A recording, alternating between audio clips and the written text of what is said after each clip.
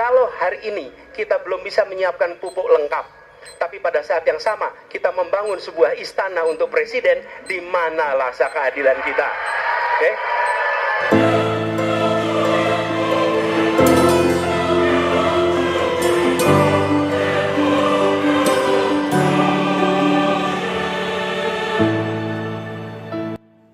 Assalamualaikum pemirsa. Salah satu yang paling menarik dalam debat presiden kemarin adalah tentang pembahasan IKN. Hal ini dipancing oleh paslon nomor urut 3, yaitu Ganjar Pranowo, bertanya kepada Bapak Anies Baswedan tentang IKN. Sebagaimana kita ketahui, pasangan calon presiden Ganjar Pranowo dan Mahfud MD dengan pasangan calon presiden Prabowo Subianto dengan Gibran Rakabuming, dua-duanya akan melanjutkan IKN. Bahkan Prabowo Subianto akan terkesan menciplak betul-betul program yang dilakukan oleh Presiden Jokowi, terutama Ibu Kota Negara atau IKN. Begini kira-kira jawaban dari Bapak Anies Baswedan.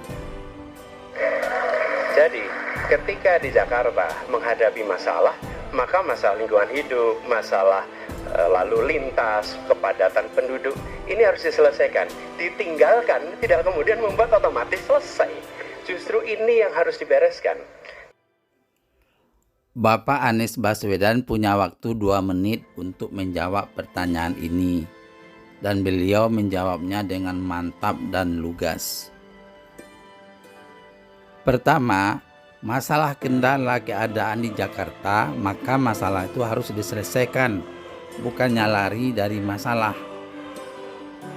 Apapun masalah di Jakarta mengenai polusi udara, kemacetan, banjir, dan itu harus diselesaikan. Memindahkan ibu kota ke IKN belum tentu akan menuntaskan masalah. Memindahkan aparatur negara ke IKN belum tentu kemacetan, polusi, dan banjir di Jakarta akan selesai.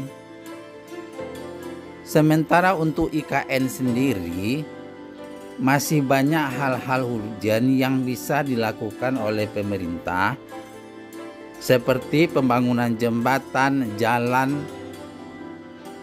jalur kereta api di Kalimantan, dan juga banyak sekolah yang perlu diperbaiki. Anies Baswedan selalu memprioritaskan kebutuhan untuk rakyat. Mas Anies dalam posisi yang oposisi terhadap beberapa kebijakan termasuk IKN, menolak IKN dilanjutkan. Kemudian Ganjar Pranowo menuduh Anies Baswedan adalah oposisi yang menolak IKN dilanjutkan. Anies Baswedan pun kembali menjawab dengan tegas, lugas, dan penuh semangat. Dan ketika dialognya sudah undang-undang, siapapun yang kritis dianggap oposisi, siapapun yang pro dianggap pro pemerintah. Anies Baswedan mengatakan tidak ada dialog yang sempurna yang meyakinkan semua pihak sebelum IKN diundang-undangkan, sehingga dialognya terjadi setelah undang-undangnya dibuat. Siapa yang mengkritisi dianggap oposisi. Sementara Bapak Anies berpendapat melayani masyarakat jauh lebih penting. Mempersiapkan kebutuhan-kebutuhan masyarakat jauh lebih penting ketimbang membangun istana presiden. Kami melihat ada kebutuhan-kebutuhan urgen yang dibangun untuk rakyat. Kalau hari ini kita belum bisa menyiapkan pupuk lengkap, tapi pada saat yang sama kita membangun sebuah istana untuk presiden, di mana rasa keadilan kita? Oke? Demikian pemirsa pendapat Bapak Anies Baswedan tentang Ibu Kota Negara. Bagaimana menurut pemirsa? Apakah IKN akan dihentikan atau dilanjutkan atau dihentikan sementara? Setiap orang punya pendapat masing-masing. Yang penting kita tidak cakar-cakaran ya. Semoga presiden yang terpilih nantinya adalah benar-benar yang terbaik untuk bangsa Indonesia.